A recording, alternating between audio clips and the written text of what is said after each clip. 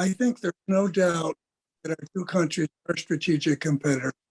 And I think we're competitors across really all of the domains. But despite that, our two countries have common goals. We have some shared interests.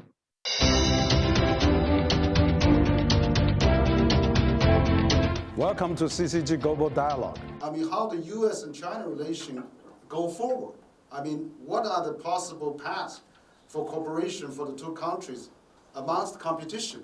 But then there's a climate change, there's a finance crisis, a recession, high inflation, people-to-people exchange, global development. So what's your overall assessment, for the Sino-U.S.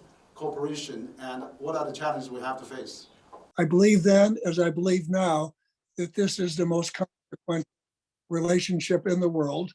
And here we're talking about the two biggest economies, the two biggest carbon emitters, energy users. And to me, if we're going to make progress in these areas, it's important that we find ways to work in complementary ways. I think there's no doubt that our two countries are strategic competitors.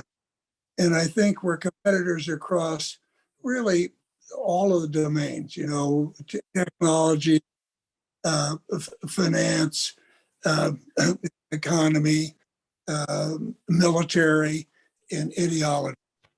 But despite that, our two countries have common goals. We have some shared interests.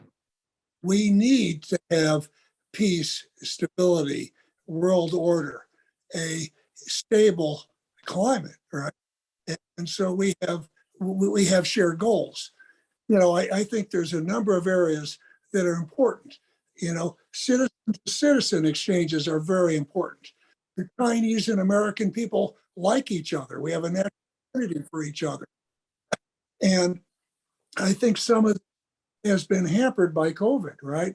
I haven't been able to travel to China since 2019. Climate change obviously is another area, and that is an area that our two presidents have designated as an area where we should work together.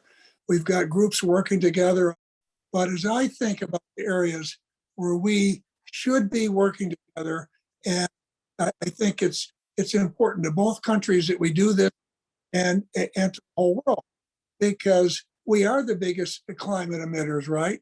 China is by far the biggest emitter of carbon emissions, and the U.S. has only 4% of the world's population, but 11 to 12% of carbon emissions, right? And so both countries have got a real need to work together. And so here's what I think we should be doing. First, we both should be doing more research and developing the breakthrough technologies we're going to need to avoid climate disaster, and some of the harder technologies we need to do. So that is clearly an area we should work together. I think we both should work on lifting and eliminating tariffs on environmental goods or services. It makes no sense to charge tariffs on environmental goods and services, right? Doesn't make economic sense, doesn't make ethical sense to pay more for the environmental goods and services we need. We can cooperate more. We each need to provide incentives to channel private sector money into developing and rolling out in scale the technologies that we need to reduce carbon emissions. I think we both can do more to share technologies and make sure that we deploy the key technologies in each of our countries. This may require some concessions on both of our governments' part, but I think that's very important.